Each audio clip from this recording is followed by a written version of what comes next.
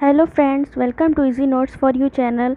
आज हम आपको जो इकोनॉमिक्स है उसका थर्ड जो पार्ट है, थर्ड चैप्टर आपको बताने जा रहे हैं। हमने इकोनॉमिक्स की जो फ्री बुक की सीरीज़ स्टार्ट की है, आज उसका थर्ड पार्ट है। आप उसके 2 पार्ट हमारे जो है वीडियोस में देख सकते हैं चैनल में। इकोनॉमिक्स के नाम पे आप किसी भी कंपटीशन एग्ज़ाम की तैयारी कर रहे हैं, चाहे वो एसएससी हो, यूपीएससी हो या यूजीसी नेट, कहीं पर भी आप इकोनॉमिक्स की तैयारी कर रहे हैं या क्लास 12 है या ग्रेजुएशन है, तो ये वीडियो आपके लिए बहुत इंपॉर्टेंट है। क्योंकि इकोनॉमिक्स सब में एक है, इकोनॉमिक सब्जेक्ट एक है, कंटेंट सबका एक है।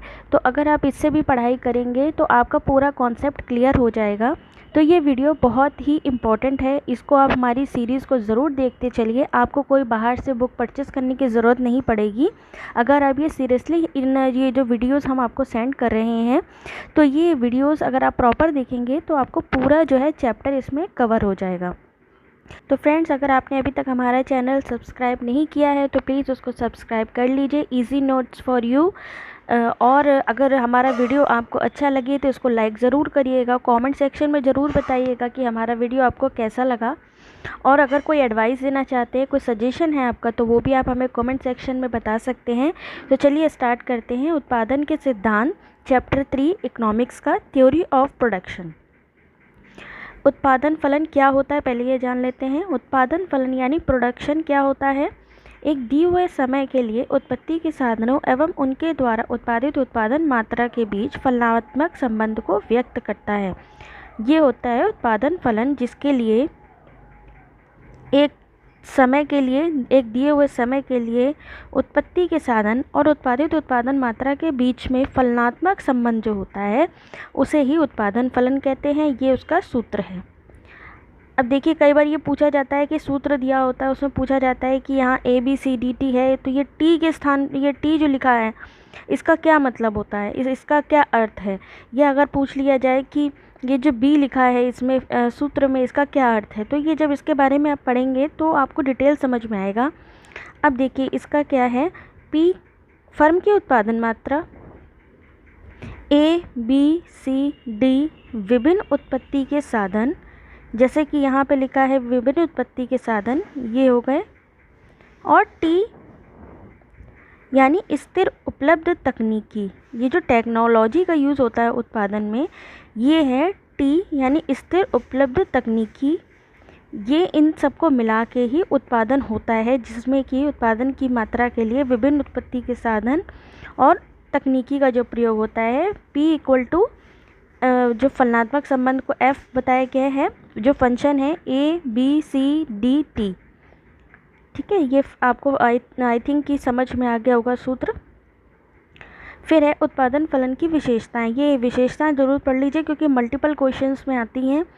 उत्पादन फलन की 2 या 3 आपको 4 दी गई होंगी ऑप्शन में। जो है कूट पूछा जाएगा कि 4 में से 5 में से आपकी जो है उत्पादन फलन की कौन सी विशेषताएं सही हैं और कौन सी गलत हैं, ऐसा कुछ भी क्वेश्चन आपसे पूछा जा सकता है, तो इसको ध्यान से पढ़ लीजिए। उत्पादन फलन एक अभियांत्रिक धारणा है क्योंकि उत्पादन उपलब्धि साधनों की मात्रा उनके द्वारा उत्पादित वस्तु की मात्रा के भौतिक संबंध को प्रदर्शित करता है। उत्पादन फलन क्या है? एक अभियांत्रिक धारणा। पहला जो है विशेषता इसकी ये है कि उत्पादन फलन उत्पत्ति साधनों की मात्रा एवं उनके द्वारा उत्पादित वस्तुओं की मात्रा के किस संबंध को बताता है? भौतिक संबंध को बताता है। क्योंकि इसमें जो सामान यूज़ होता है वो जो है फिजिकली तो होगा, भौतिक का होगा, मटेरियल होगा, तो वो जो है वो भौतिक संबंधों को प्रदर्शित करता है। सेकंड पॉइंट है उत्पादन फलन का कीमत से कोई संबंध नहीं होता, ये इसकी विशेषताएं हैं। फिर है उत्पादन फलन का संबंध अवधि से, समय अवधि से होता है, अर्थात उत्पादन की समय अवधि के अनुसार उत्पादन फलन का स्वरूप भी बदलता रहता है। जैसे अल्पकाल में कितना होगा, दीर्घकाल में कितना होगा, ये उत्पादन फलन जो है समय की अवधि के अनुसार स्वरूप बदलता है, ये इसकी विशेषता है। उत्पादन फलन के विश्लेषण में तकनीकी स्तर को स्थिर मान लिया जाता है, ये मस्ट पॉइंट है, ये ध्यान दीजिएगा। उत्पादन फलन के विश्लेषण में ये तकनीकी स्तर को स्थिर मान लिया जाता है। उत्पादन फलन की कोई मौद्रिक विशेषता नहीं होती। कौन सी विशेषता नहीं होती? मौद्रिक विशेषता नहीं होती। फिर है उत्पादन फलन के उत्पत्ति साधनों में स्थानापन्नता का गुण पाया जाता है। ये पॉइंट बहुत इंपॉर्टेंट है। साधनों में संपन्नता का गुण स्थानापन्नता का गुण पाया जाता है। तकनीकी स्तर को स्थिर मान लिया जाता है। अभियांत्रिकी धारणा और कीमत से कोई संबंध नहीं होता है। ये बहुत इंपॉर्टेंट पॉइंट है। फिर उत्पादन फलन स्थैतिक अर्थशास्त्र का विषय है। ये कौन सी अर्थशास्त्र का विषय है? स्थैतिक अर्थशास्त्र का विषय है। फ्रेंड, जो समझ में ना आए वो आप हमें कमेंट सेक्शन में ज़रूर बताइएगा क्या चीज़ समझ में नहीं आई है। फिर है अल्पकालीन उत्पादन फलन परिवर्तनशील अनुपात के नियम से संबंधित होता है, जबकि दीर्घकालीन उत्पादन फलन पैमाने के प्रतिफल से संबंधित होता है। अब ये देखिए, ये कैसे है?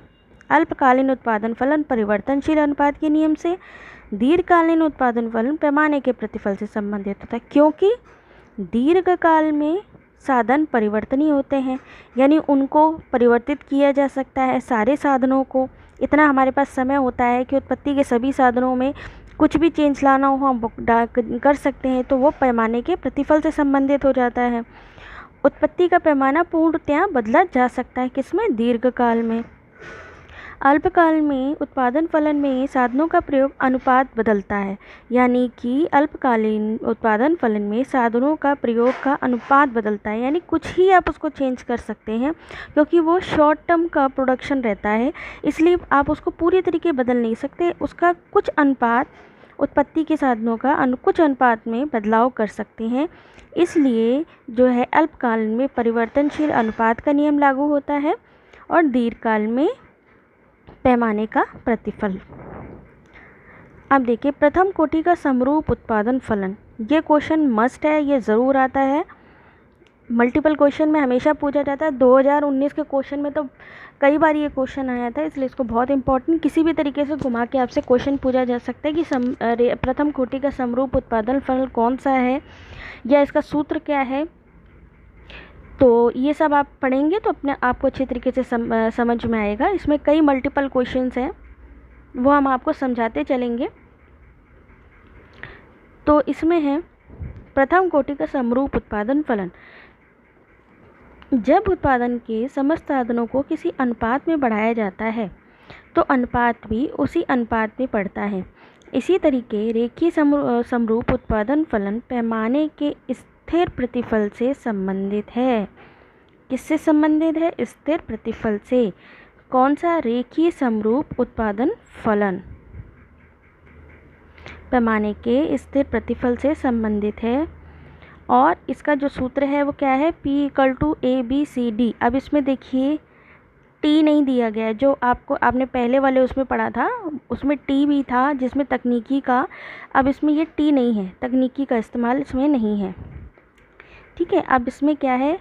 P = उत्पादन, ABCD उत्पादन के साधन, अर्थात इसमें क्या है? जिस अनुपात में साधनों को बढ़ाया जाता है उसी अनुपात में उत्पादन भी बढ़ जाता है, या अर्थात जब साधनों को इतने गुना बढ़ा दिया जाए तो उत्पादन भी इतने गुना बढ़ जाता है। यानी कि स्थिर प्रतिफल, यानी दोनों का समान रूप से प्रतिफल मिलता है, यानी दोनों का जो भी परिवर्तन होगा वो उत्पादन में भी परिवर्तन उतना ही होगा। अब देखिए, कॉब डगलस उत्पादन फलन, मोस्ट इम्पॉर्टेंट टॉपिक है ये। कॉब डगलस उत्पादन फलन, ये कॉब डगलस उत्पादन फलन किसके द्वारा प्रतिपादित है? कॉब और डगलस द्वारा। और इसमें उत्पादन के केवल दो साधन श्रम और पूंजी को सम्मिलित किया गया है। किसको सम्मिलित किया गया है? लेबर को और पूंजी। L मतलब लेबर, K फॉर पूंजी। अब देखिए, अब सूत्र दिया गया है कॉब डगलस उत्पादन फलन का। सूत्र क्या है? Q = K L alpha C और बीटा, यानी AB। यहाँ पर B = 1 - A तथा C 0 > A इस जो है ये लेस देन 1 होगा। अब यहाँ पर देख लीजिए सूत्र का क्या मतलब है। Q उत्पादन, L श्रम, K स्थिरांक, C पूंजी। यहाँ पे C पूंजी यानी कैपिटल, Q उत्पादन हो गया, L श्रम हो गया, C पूंजी हो गई, K स्थिरांक हो गया। अब ये कॉब डगलस उत्पादन फलन जो है प्रथम कोटि का समरूप उत्पादन फलन है, यानी जिस अनुपात में उत्पत्ति के साधनों में होता है परिवर्तन, उसी हिसाब से कॉब डगलस उत्पादन फलन में होता है, यानी समान रूप में, इसलिए ये प्रथम कोटि का समरूप उत्पादन फलन है। अगर ये क्वेश्चन आता है कि उत्पादन फलन जो है प्रथम कोटि का समरूप उत्पादन फलन कौन सा है, तो वो कॉब डगलस। इसका जो सूत्र है वो आप अच्छे से ध्यान कर लीजिए, पूछा जा सकता है, ये भी मल्टीपल क्वेश्चन में आता है कि कॉब डगलस उत्पादन फलन का सूत्र कौन सा है, तो आपको बताना है कि Q equal to K L A C 1 minus A, Q equal to K L A C B. ठीक है, इसको अल्फ़ा या बीटा भी कह सकते हैं, 1 माइनस अल्फ़ा। कॉब डगलस उत्पादन फलन की विशेषताएं, अभी आपने उत्पादन फलन की विशेषताएं देखी, अब आप कॉब डगलस उत्पादन फलन की विशेषताएं देखिए। अच्छी तरीके सूत्र को देख लीजिए, जो फॉर्मूला है इसका।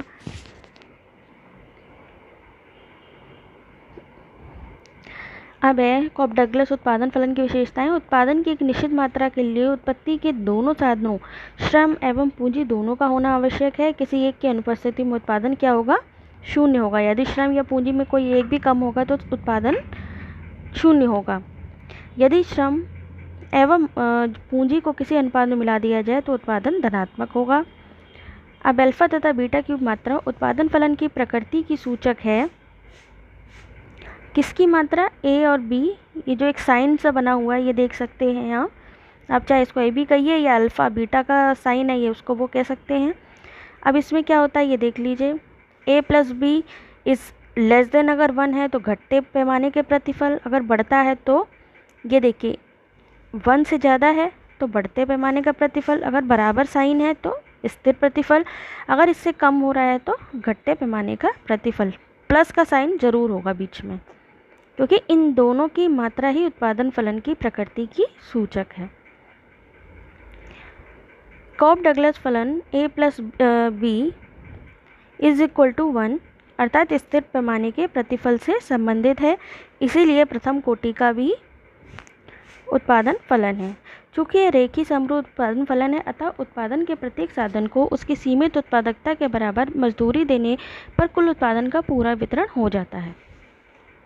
अब इसकी दूसरी जो विशेषता देखिए मेन है, कॉब डगलस फलन की एक प्रमुख विशेषता ये भी है कि इसमें प्रतिस्थापन की लोच के बराबर होता है।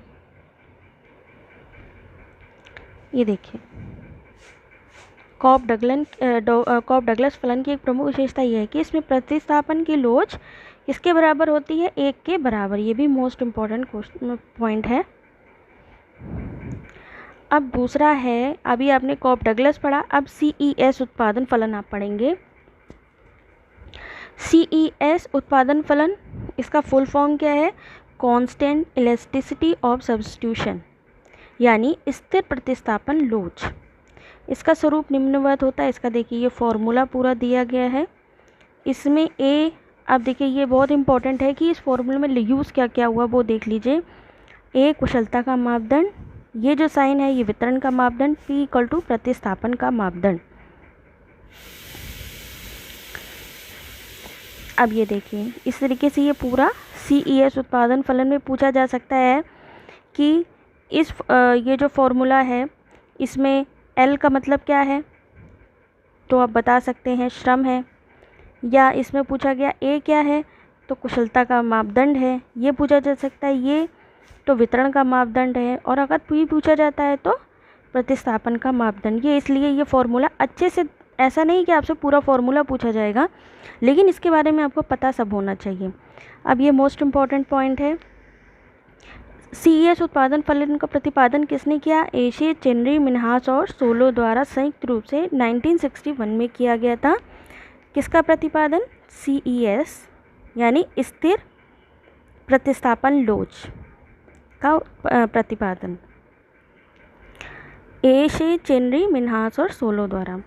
नेक्स्ट है परिवर्तनशील अनुपात का नियम। अपरिवर्तनशील साधनों की मात्रा को स्थिर रखते हुए जब परिवर्तनशील साधनों की और अधिक इकाइयों का लगातार प्रयोग में लाया जाता है तब एक बिंदु ऐसा आता है जिसके उपरांत पहले सीमांत उत्पादन, फिर औसत उत्पादन और अंत में कुल उत्पादन घट जाएगा।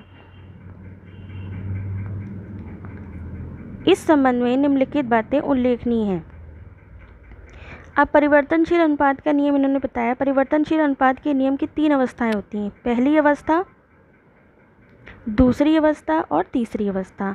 पहली अवस्था में देखिए जो टोटल प्रोडक्शन है, यानी कुल जो है टोटल प्रोडक्शन, देखिए पहले जो है घटते हुए दर से बढ़ रहा है और फिर लास्ट में थर्ड अवस्था में, ये जो थर्ड अवस्था आती है इसमें गिरता हुआ होता है। ये है मोड़ का बिंदु। ये पूरा डायग्राम अच्छे से आप देख लीजिए।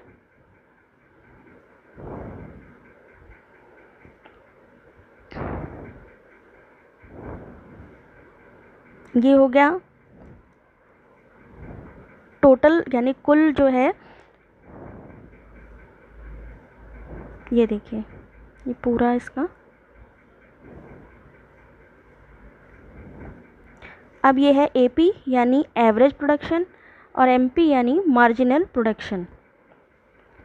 इसमें देखिए प्रथम अवस्था क्या है कि बढ़ते औसत उत्पादन की अवस्था अथवा उत्पादन के बढ़ते प्रतिफल की अवस्था।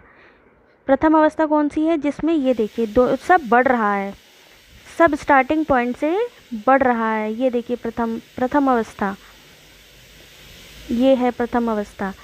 इसमें देखिए सब बढ़ रहा है।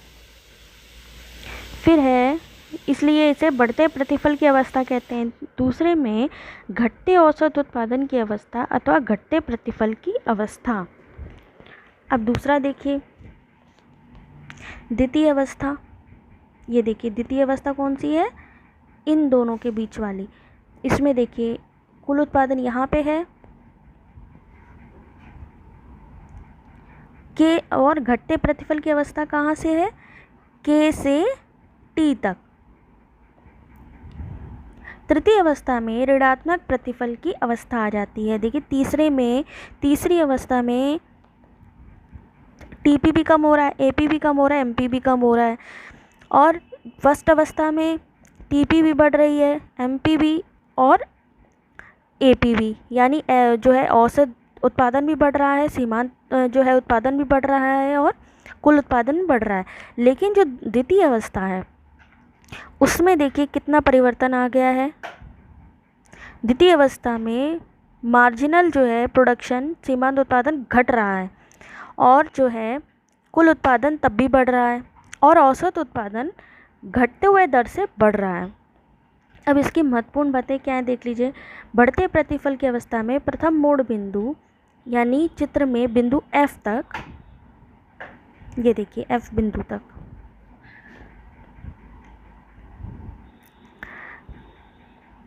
टीपी वक्र x के प्रति उन्नतोदर है क्योंकि इस बिंदु तक सीमांत उत्पादकता बढ़ती जाती है। जो दूसरा पॉइंट है F से K तक कुल उत्पादन वक्र x के प्रति नतोदर अथवा अवतल होता है।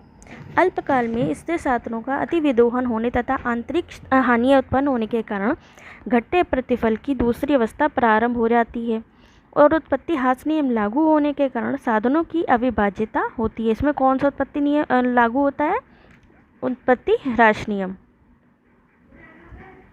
ये देखिए पूरा अच्छे से देख लीजिए। ये डायग्राम अगर आप याद कर लेंगे तो इससे आपके बहुत सारे क्वेश्चन जो है मल्टीपल क्वेश्चन सॉल्व हो जाएंगे। टीपी यानी इसको कहते हैं कुल उत्पादन, पहली दशा में बढ़ता हुआ है, दूसरे में बढ़ते हुए ही दशा में है और तीसरी उसमें स्टेज में ये गिर रहा है। ठीक है, इसी तरीके देखिए एपी भी बढ़ रहा है, फिर बराबर हुआ और फिर घटती हुई दर जो है बढ़ा और फिर उसके बाद लास्ट में थर्ड अवस्था में गिरा। लेकिन मार्जिनल जो प्रोडक्शन है, यानी ये मार्जिनल एमपी, ये स्टार्टिंग में बढ़ी, सेकंड में भी गिर गई अवस्था में और थर्ड में तो बिल्कुल नीचे गिर गई। और एक पॉइंट और चीज़ ध्यान रखिएगा, जब कुल उत्पादन हाईएस्ट पॉइंट पे है यानी टी पे है, हाईएस्ट पॉइंट पे, तो MP 0 हो गई, MP रेखा नीचे चली गई ना, तो यानी 0 पे चली गई। और जब ये घट गया कुल उत्पादन, तो MP क्या हुई, ऋणात्मक हो गई। लेकिन औसत उत्पादन ऋणात्मक नहीं हुआ। ये चीज़ आपको बहुत ध्यान रखनी है। अब ये जो वीडियो है अच्छे से इसको देखिए, सब कुछ समझ में आएगा। अब देखिए, उत्पादक साधनों की सीमितता एवं उत्पत्ति के साधनों का परस्पर अपूर्ण स्थानापन्न होना उत्पत्ति ह्रास नियम लागू होने का कारण बनता है। किस लिए उत्पत्ति ह्रास नियम लागू होता है? उत्पादक साधनों की सीमितता एवं उत्पत्ति के साधनों का परस्पर अपूर्ण स्थानापन्न, यानी पूरी तरीके से स्थानापन्न नहीं हो पाता है, इसलिए उत्पत्ति ह्रास नियम लागू होता है। और अगर उत्पादन किया जाएगा, किस में बेनिफिट होगा? द्वितीय अवस्था, सेकंड स्टेज में अगर आप उत्पादन करेंगे तो आपके लिए बहुत अच्छा रहता है, यानी ये सेकंड अवस्था अच्छी मानी जाती है। ठीक है, एक विवेकशील उत्पादक द्वितीय अवस्था में ही, देखिए अभी आगे ना पॉइंट, एक विवेकशील उत्पादक द्वितीय अवस्था में ही उत्पादन कार्य करना उचित समझता है। किस अवस्था में? द्वितीय अवस्था में। श्रीमती जॉन रॉबिन्सन के अनुसार उत्पत्ति ह्रास नियम एक तार्किक अनिवार्यता है तथा उत्पत्ति वृद्धि नियम एक अनुभव सिद्ध तथ्य है। विकस्टेड के अनुसार घटते प्रतिफल का नियम उतना ही सार्वभौमिक है जितना कि जीवन का नियम। किसने कहा है ये? विकस्टेड ने। ठीक है, उत्पत्ति ह्रास नियम की क्रियाशीलता को कुछ काल तक स्थगित तो रखा जा सकता है, परंतु उसे पूर्णतः समाप्त नहीं किया जा सकता। अब इसके उत्पत्ति ह्रास नियम पर आधारित जो सिद्धांत है वो जान लीजिए। मोस्ट इम्पॉर्टेंट है कि उत्पत्ति ह्रास नियम जो है किस किस पे लागू होता है, इन पे। मोल्थस का जनसंख्या सिद्धांत, रिकार्डो का सिद्धांत, लगान सिद्धांत और सीमांत उत्पादकता सिद्धांत, इन तीनों पे उत्पत्ति ह्रास नियम लागू होता है। अब देखिए, नेक्स्ट पॉइंट है, अल्पकाल में ऋणात्मक प्रतिफल की अवस्था में कुल उत्पादन घटने लगता है तथा सीमांत उत्पादन ऋणात्मक हो जाता है। परिवर्तनशील नियम की अवस्थाएं लागत के संदर्भ में इस प्रकार व्यक्त की जा सकती हैं।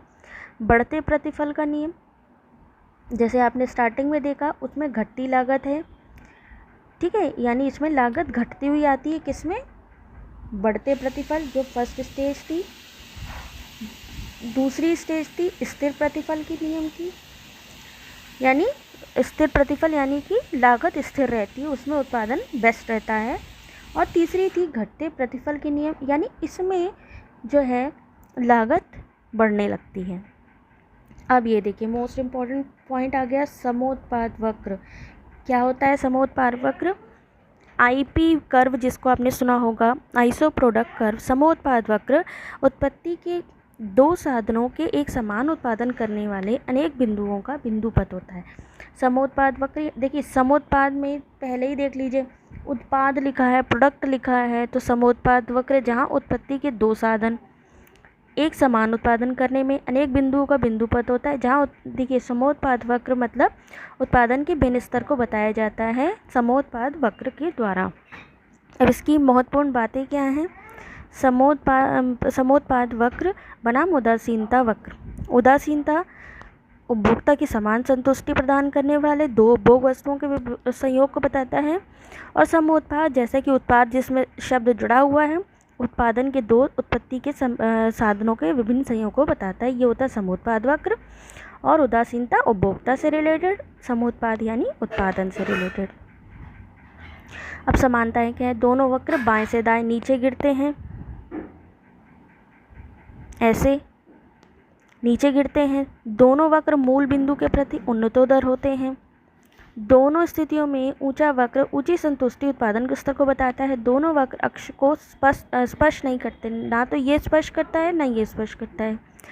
दोनों वक्र अक्षों को स्पर्श नहीं करते। दोनों ही स्थितियों में दो वक्र परस्पर नहीं काटते, यानी कि एक दूसरे को कभी ये काटते नहीं हैं। असमानताएं क्या हैं? उदासीनता वक्र संतुष्टि के स्तर को प्रकट करता है क्योंकि उपभोक्ता से रिलेटेड है, जबकि समोत्पाद वक्र उत्पादन स्तर को प्रकट करता है। उदासीनता वक्र संतुष्टि की माप प्रस्तुत नहीं करता है, जबकि समोत्पाद वक्र उत्पादन का परिमाणात्मक स्तर प्रकट करता है। समोत्पाद वक्र में तकनीकी दशाएं स्थिर रहती हैं और समोत्पाद वक्र का ढाल ऋणात्मक होता है और वह मूल बिंदु के प्रति उन्नतोदर होता है। कैसा होता है इसका ढाल? ऋणात्मक होता है और मूल बिंदु के प्रति उन्नतोदर होता है। तकनीकी दशाएं स्थिर रहती हैं। ये पॉइंट जरूर देख लीजिए। अब किसी बिंदु पर तकनीकी प्रतिस्थापन की सीमांत दर समोत्पाद वक्र के ढाल को बताती है। किसकी दर? किसकी दर? तकनीकी प्रतिस्थापन की दर समोत्पाद वक्र के ढाल को बताती है, यानी आईपी वक्र के ढाल को बताती है। आईपी वक्र में तकनीकी प्रतिस्थापन की सीमांत दर घटती हुई प्रतीत होती है और इसका सूत्र क्या होता है? MTRX(y) = -1 delta y upon delta x। तकनीकी सीमांत प्रतिस्थापन की दर के लिए साधन x तथा y की सीमांत उत्पादकताओं को बताती है। इसका सूत्र देखिए ये है। अब अगर ये भी क्वेश्चन पूछा जाता है कि जो है तकनीकी प्रतिस्थापन की सीमांत दर क्या है, उसका सूत्र क्या है, तो MRTXY = delta y upon delta 6 या फिर MPX अपॉन MPY। यदि किसी वस्तु विशेष के उत्पादन में उत्पत्ति के दो साधन श्रम तथा पूंजी निश्चित अनुपात में प्रयोग किए जाते हैं, तब साधन की प्रतिस्थापन लोच कैसी होती है? 0 होती है। यदि उत्पादन के साधन पूर्ण रूप से स्थानापन्न हो, तब साधन की प्रतिस्थापन लोच कैसी होगी? अनंत होगी। कब? यदि पूर्ण स्थानापन्न हो तो लोच अनंत, और अगर श्रम और पूर्ति निश्चित अनुपात में प्रयोग किए जाते हैं तो प्रतिस्थापन लोच 0, यानी उनको प्रतिस्थापित करने की ज़रूरत ही नहीं, उसकी किसी सब्स्टिट्यूट की ज़रूरत ही नहीं पड़ती, इसलिए 0। और पूर्ण स्थानापन्न है तो लोच अनंत होती है। अब उत्पादक का संतुलन साधन कीमत रेखा तथा समोत्पाद वक्र का स्पर्श बिंदु न्यूनतम लागत संयोग अथवा साधनों के अनुकूलतम संयोग को बताता है। किसका? साधन कीमत रेखा तथा समोत्पाद वक्र का स्पर्श बिंदु न्यूनतम लागत संयोग अथवा साधनों के अनुकूलतम संयोग को बताता है। अब यहाँ कहाँ पे संयोग है? ई, ये अनुकूलतम संयोग है। अब संतुलन की शर्तें क्या होती है? संतुलन के बिंदु पर न्यूनतम लागत संयोग होना चाहिए, यानी न्यूनतम लागत होनी चाहिए। समोत्पाद वक्र द्वारा साधन कीमत रेखा को स्पर्श किया जाना चाहिए। साधन कीमत रेखा कौन सी है? ये।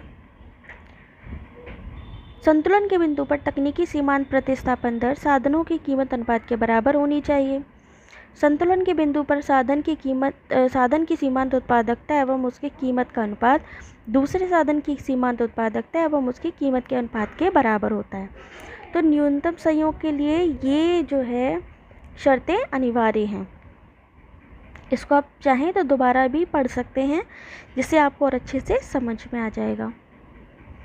अब देखिए, साधन कीमत रेखा का ढाल साधनों की कीमतों के अनुपात को बताता है, अर्थात साधन कीमत रेखा का PX/PY इस ढाल का चिन्ह ऋणात्मक होता है। साधनों की कीमतें स्थिर रहने की दशा में उत्पादन के विभिन्न उत्पादन स्तरों को उत्पादित करने वाले न्यूनतम लागत संयोग बिंदुओं का बिंदु पथ विस्तार कहलाता है। बिंदु पथ विस्तार कौन कहलाता है? न्यूनतम लागत संयोग बिंदुओं का पथ। अब देखिए, इसमें विस्तार पथ कौन सा है? ये न्यूनतम, जहाँ पे न्यूनतम लागत होती है। ठीक है। दोनों साधनों के परस्पर स्थानापन्न होने की दशा में कीमत वक्र बाएं से दाएं नीचे गिरता है। दोनों साधनों को संयुक्त मांग होने पर साधन कीमत वक्र बाएं से दाएं ऊपर उठ जाता है, यानी अगर स्थानापन्न होएगा तो बाएं से दाएं नीचे की ओर, और अगर दोनों साधनों की मांग संयुक्त मांग होगी तो कैसा होएगा? बाएं से दाएं ऊपर उठता हुआ होगा, ऐसे। तकनीकी प्रतिस्थापन प्रभाव केवल साधनों की सापेक्षिक कीमतों के परिवर्तन के कारण साधनों की मांग के परिवर्तन को तकनीकी प्रतिस्थापन प्रभाव कहा जाता है। किसे? तकनीकी परिवर्तन केवल साधनों की सापेक्षिक कीमतों के परिवर्तन के कारण साधनों की मांग में कीमतों में परिवर्तन के कारण साधनों की मांग में परिवर्तन को तकनीकी प्रतिस्थापन प्रभाव कहा जाता है, जबकि उत्पादक का वास्तविक व्यय पूर्ववत रहता है। तो ये मोस्ट इम्पोर्टेंट है, पूछा जा सकता है। कीमत प्रभाव इक्वल टू क्या होएगा? उत्पादन प्रभाव प्लस तकनीकी प्रतिस्थापन प्रभाव। ये देखिए, ये फॉर्मूला बहुत ध्यान रखिएगा। साधन कीमत प्रभाव क्या होता है? उत्पादन प्रभाव प्लस तकनीकी प्रतिस्थापन प्रभाव। उत्पादन साधनों की दशा में धनात्मक उत्पादन प्रभाव ऋणात्मक तकनीकी प्रतिस्थापन प्रभाव से कम होता है। पूरक साधनों की दशा में धनात्मक उत्पादन प्रभाव ऋणात्मक तकनीकी प्रभाव से अधिक शक्तिशाली होता है। किसमें? पूरक में। जिन उत्पत्ति साधनों में तकनीकी प्रतिस्थापन दर शून्य होती है वे साधन पूर्ण पूरक होते हैं, और यदि दो साधन पूर्ण पूरक होते हैं तो उनके समोत्पाद वक्र किस तरीके के होते हैं? एल अक्षर के, इस तरह के। जिन उत्पत्ति के तकनीकी प्रतिस्थापन दर शून्य होती है और साधन पूर्ण पूरक होते हैं, तो दो साधन पूर्ण पूरक होते हैं, उनके समोत्पाद वक्र एल शेप के होते हैं। साधनों की अविभाज्यताएं श्रम विभाजन एवं विशिष्टीकरण आदि के कारण पैमाने के बढ़ते प्रतिफल प्राप्त होते हैं। किसके कारण? साधनों की अविभाज्यताएं श्रम विभाजन एवं विशिष्टीकरण के कारण पैमाने के बढ़ते प्रतिफल और पैमाने के घटते प्रतिफल मुख्यतः बढ़ते संगठन एवं प्रबंधन की समस्याओं के कारण उत्पन्न होते हैं। रिज लाइन्स, रिज रेखाएं क्या होती है? उत्पादक अधिकतम लाभ प्राप्ति के लिए उत्पादन के साधनों में वृद्धि कर उत्पादन की मात्रा को बढ़ाने का प्रयास करता है, परंतु वे इसे एक सीमा से आगे नहीं बढ़ा पाता, क्योंकि कुछ तत्व ऐसे हैं जो उत्पादन की मात्रा को सीमित करते हैं। उत्पादन की तकनीकी सीमाएं क्या हैं? एक विवेकशील उत्पादक रिज रेखाओं के अंतर्गत ही उत्पादन करने का प्रयास करता है। उत्पादक अपना उत्पादन उसी बिंदु तक करेगा जिस बिंदु तक समोत्पाद वक्र मूल बिंदु के प्रति उन्नतोदर होता है। कब तक करेगा? उत्पादक अपना उत्पादन उस बिंदु तक करेगा जिस बिंदु तक समोत्पाद वक्र मूल बिंदु के प्रति उन्नतोदर होता है। समोत्पाद वक्रों का वह क्षेत्र जहाँ समोत्पाद वक्र मूल बिंदु की ओर उन्नतोदर होता है रिज रेखाओं का क्षेत्र कहलाता है। जहाँ पे समोत्पाद वक्रों का वह क्षेत्र जहाँ पे मूल बिंदु के प्रति उन्नतोदर होता है रिज रेखाओं का क्षेत्र कहलाता है। इस तरह रिज रेखाएं उत्पादन क्षेत्र की तकनीकी सीमाएं हैं। उत्पादन क्षेत्र की तकनीकी सीमाएं कौन सी हैं? रिज रेखा। ये है रिज रेखा, ठीक है। तो इस तरीके आपने देखा कि रिज रेखाएं क्या हैं, उसी के अंदर ही उत्पादन करेगा जिससे कि ज़्यादा से ज़्यादा उसको लाभ की प्राप्ति हो। अब चित्र में OR तथा OS रेखाएं उत्पादन की तकनीकी हैं। देखिए OR और OS तकनीकी सीमाएं हैं। इन दो रिज रेखाओं के बीच के क्षेत्र को प्रतिस्थापन का क्षेत्र कहा जाता है। पैमाने का प्रतिफल का नियम दीर्घकाल में आगतों तथा निर्गत के माप के संबंध को प्रकट करता है। उत्पादन तकनीक में सुधार, श्रम विभाजन, ये देखिए अभी हमने आपको पॉइंट बताया। उत्पादन तकनीक में सुधार, श्रम विभाजन एवं विशिष्टीकरण के कारण उत्पादन में आंतरिक एवं बाह्य महत्वताएं होती हैं। इन महत्वताओं के बदलते स्वरूप के कारण ही तीन प्रकार के पैमाने के प्रतिफल प्राप्त होते हैं। ये कारण हैं जिसकी वजह से जो है पैमाने के प्रतिफल प्राप्त होते हैं। क्या है? उत्पादन तकनीक में सुधार, श्रम विभाजन, विशिष्टीकरण, आंतरिक एवं बाह्य महत्वताएं जिसके कारण पैमाने के प्रतिफल प्राप्त होते हैं। पैमाने का बढ़ता प्रतिफल, इसमें उत्पादन की अनुपातिक वृद्धि उत्पादन के साधनों का अनुपातिक वृद्धि से अधिक होती है। पैमाने का स्थिर प्रतिफल यानी समान दर में अनुपात में वृद्धि होती है। घटता प्रतिफल यानी अनुपातिक वृद्धि साधनों की मात्रा में अनुपातिक वृद्धि से कम होती है। तो आई थिंक आपको समझ में आ गया होगा ये डिटेल अच्छे से। पैमाने का प्रतिफल कब होता है? उत्पादन जब तकनीक में सुधार, श्रम विभाजन, विशिष्टीकरण और आंतरिक बाह्य महत्वताएं होती हैं, उसी के फलस्वरूप होता है पैमाने का प्रतिफल, ठीक है। अब क्वेश्चंस हैं, इनको सॉल्व कर लीजिए। अभी आपने पूरा चैप्टर पढ़ा है तो चलिए ये भी टेस्ट कर लेते हैं कि आपका कितना आपको लर्न हुआ है, कितना आपको समझ में आया है। तो पहला क्वेश्चन का आंसर बताइए। उत्पादक का अधिकतम लाभ किस घटक पर निर्भर करता है? ए साधनों की भौतिक उत्पादकता, बी साधन कीमत रेखा, सी उपयुक्त दोनों या डी उपयुक्त में से कोई नहीं। इसका सही आंसर क्या है? सी उपयुक्त दोनों। उत्पादक का अधिकतम लाभ साधनों की भौतिक उत्पादकता और साधन कीमत रेखा दोनों पर निर्भर करता है। नेक्स्ट है, निम्नलिखित में से कौन सा कथन सत्य है? देखिए अभी हमने ये आपको बताया था, इसमें आपको बताया था कि इस तरीके से क्वेश्चन पूछा जाएगा। देखिए वैसा ही आ गया। अब इसमें सही आंसर क्या है? साधन कीमत प्रभाव इक्वल टू उत्पादन प्रभाव प्लस तकनीकी प्रतिस्थापन प्रभाव, बी, सी या डी उपयोग सभी असत्य। क्या है आंसर? सही बताइए। ए। आपने पूरा चैप्टर अच्छे से पढ़ा होगा तो इसको आराम से बता सकते हैं। समोत्पाद वक्र का वह भाग जो ऋजु रेखाओं के बीच में होता है कैसा होता है? ए, बी, सी, डी ऑप्शन दिया गया है। आपको बताया था कि उत्पादक चाहता है कि ऋजु रेखाओं के बीच में ही व्यापार हो, इसका मतलब है उत्पादन हो, तो इसका मतलब क्या होगा? उत्पादक के लिए लाभप्रद। बी ऑप्शन सही है। अनुपात एवं पैमाना का विचार क्रमशः किससे संबंधित है? बताया था अल्पकाल में एक अनुपात में बढ़ाया जा सकता है और दीर्घकाल में पैमाना, यानी ये बी आंसर सही है। यानी अल्पकाल में एक अनुपात में ही जो है प्रोडक्शन बढ़ाया जा सकता है, लेकिन दीर्घकाल में पूरा पैमाना चेंज किया जा सकता है, इसलिए आंसर होगा बी। तकनीकी प्रतिस्थापन की दशा में उत्पादक का वास्तविक व्यय क्या होता है?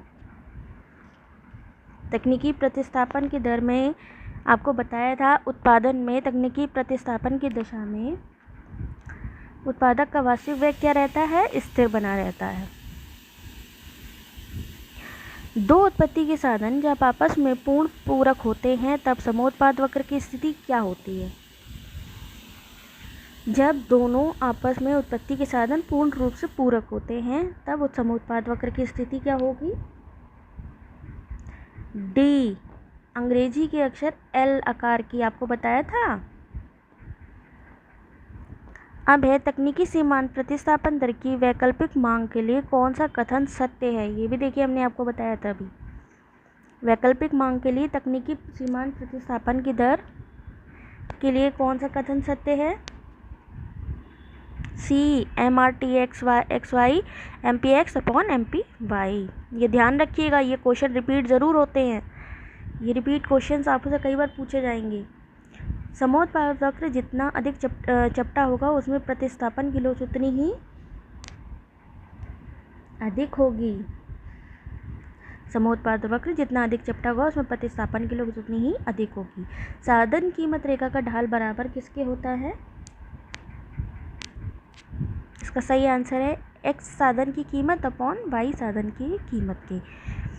ठीक है, साधन कीमत रेखा का ढाल इसके बराबर होता है, x साधन की कीमत अपॉन y साधन की कीमत। फिर है उत्पादन के साधनों के पूर्ण स्थानापन्न होने की दशा में समोत्पाद वक्र कैसा होगा? पूर्णता समाप्त हो जाएगी। वक्रता यानी उसका वक्र समाप्त हो जाएगा, बनेगा ही नहीं। उत्पादन के साधन उत्पत्ति ह्रास नियम लागू होता है, कहाँ पे लागू होता है? सभी में। फिर है क्या उत्पत्ति ह्रास नियम की क्रियाशीलता को स्थगित किया जा सकता है? सही आंसर क्या होगा? नहीं, स्थगित नहीं किया जा सकता। उत्पत्ति ह्रास नियम ने जन्म दिया है, किस चीज़ को जन्म दिया है? नए आविष्कारों को। उत्पत्ति समता नियम में AC यानी एवरेज कॉस्ट तथा मार्जिनल कॉस्ट यानी सीमांत लागत की स्थिति क्या होती है? OX के समानांतर, यानी बी ऑप्शन सही है। फिर है उत्पत्ति वृद्धि नियम में क्या होता है? MC is less than AC। उत्पत्ति वृद्धि नियम में क्या होता है? सीमांत लागत औसत लागत से कम होती है, किसमें? उत्पत्ति वृद्धि नियम में। ये क्वेश्चन ज़रूर पढ़ लीजिएगा, ज़रूर पूछे जाएंगे, इसमें से कोई ना कोई क्वेश्चन ज़रूर आ जाएगा उत्पादन में। उत्पत्ति वृद्धि तथा उत्पत्ति ह्रास नियम एक ही प्रकार के तत्वों से संबंधित नहीं होती है, कथन कैसा है? सही है। उत्पत्ति वृद्धि तथा ह्रास नियम एक ही प्रकार के तत्वों से संबंधित नहीं होते हैं, सही है। श्रीमती जॉन रॉबिन्सन के अनुसार उत्पत्ति वृद्धि नियम की क्रियाशीलता होती है साधनों की किसके कारण? अविभाज्यता के कारण। TP, AP तथा MP के बढ़ने की गति को कौन बताता है? लागत ह्रास नियम। ये बताता है कि जो लागत की गति किस तरीके से बढ़ रही है। उत्पत्ति वृद्धि नियम में MC तथा AC दोनों क्या होते हैं? नीचे गिरते हैं उत्पत्ति वृद्धि नियम में। उत्पादन के जोखिम से किससे संबंधित? उत्पादन के जोखिम उद्यमी से। अब है श्रम के लिए होना अनिवार्य है किस चीज़ का? शारीरिक प्रयत्न यानी श्रम और आर्थिक फल यानी पूंजी का। फिर है प्रकृतिवादी अर्थशास्त्री उत्पादक क्षेत्र मानते थे किसे? केवल कृषि क्षेत्र को, प्रकृतिवादी अर्थशास्त्र। फिर है श्रम विभाजन एवं विशिष्टीकरण उत्पन्न करता है किसे? क्या होगा सही आंसर इसका? आंतरिक एवं बाहरी दोनों बचते। उत्पादन फलन बताता है, क्या बताता है? उत्पादन की मात्रा का भौतिक संबंध, उत्पत्ति के साधनों का भौतिक संबंध, उत्पादन की मात्रा तथा उत्पत्ति के साधनों में भौतिक संबंध, या डी कुल आय तथा कुल विनियोग में पारस्परिक संबंध। तो इसका सही आंसर है उत्पादन फलन, उत्पादन की मात्रा और उत्पादन के साधनों में भौतिक संबंध। एक उत्पादन फलन का बनाना क्या होगा? एक इंजीनियरिंग समस्या है। उत्पादन फलन का बनाना एक इंजीनियरिंग समस्या है। ऐसे उत्पादन फलन को क्या कहते हैं जबकि अन्य साधन स्थिर तथा एक साधन परिवर्तनशील रहता है? तो अल्पकालीन। जिसमें अन्य साधन स्थिर तथा एक साधन ही परिवर्तनशील रहता है, और जबकि अगर दोनों साधन होते हैं परिवर्तनशील तो दीर्घकालीन हो जाएगा। सीमांत उत्पादन के ऋणात्मक होने को क्या कहते हैं? उत्पादन फलन की तीसरी अवस्था। सीमांत उत्पादन के ऋणात्मक होने को कहते हैं उत्पादन फलन की तीसरी अवस्था, और उत्पादन फलन की दूसरी अवस्था को क्या कहते हैं? तीनों, यानी कुल उत्पादन का घटती दर से बढ़ना, सीमांत उत्पादन का गिरना, औसत उत्पादन का गिरना। जब सभी साधनों में एक साथ परिवर्तन हो तो क्या कहा जाता है? जब सभी में एक साथ परिवर्तन हो। इसका आंसर है सी, फर्म के प्लांट का पैमाना बदल गया। किस उत्पादन फलन को अनुभव सिद्ध एवं प्रसिद्ध माना जाता है? मोस्ट इम्पॉर्टेंट क्वेश्चन है ये। तो वो है सी, कॉप डगलस उत्पादन फलन। तो फ्रेंड, आज जो है चैप्टर 3 कंप्लीट हो गया है। उत्पादन फलन का मोस्ट इम्पॉर्टेंट टॉपिक है, इसको आप अच्छे से पढ़ लीजिए। आप चाहें तो वीडियो पॉज करके आराम से पढ़ सकते हैं। कोई भी क्वेश्चन होता है वो आप हमें कमेंट सेक्शन में बता सकते हैं। और अगर अभी तक आपने हमारा चैनल सब्सक्राइब नहीं किया है तो उसको सब्सक्राइब ज़रूर कर लीजिए। वीडियो पसंद आए तो लाइक ज़रूर करिएगा। तो फ्रेंड्स, अभी के लिए ये वीडियो आप अच्छी तरीके से देखिए। नेक्स्ट वीडियो हम जल्दी लाएंगे। Thanks for watching.